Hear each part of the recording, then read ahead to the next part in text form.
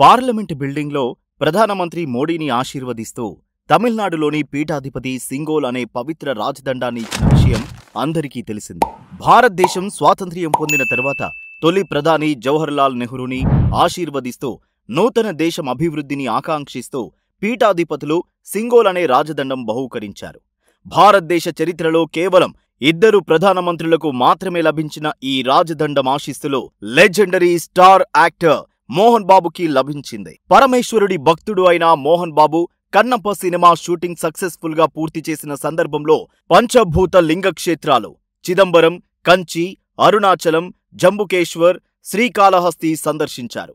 ప్రధాని మోడీకి ఏ పీఠమైతే సింగోల్ రాజదండం ప్రసాదించిందో అదే పీఠాధిపతి కన్నప్ప నయనార్ కథ సినిమాగా తీశారని తెలిసి మోహన్ బాబుని, మంచు విష్ణుని ఆశీర్వదిస్తూ ఆ పరమేశ్వరుడి అనుగ్రహం మోహన్ బాబు కుటుంబంతో పాటు కన్నప్ప సినిమాకి సంపూర్ణంగా లభించాలని సింగోల్ రాజదండమిచ్చారు.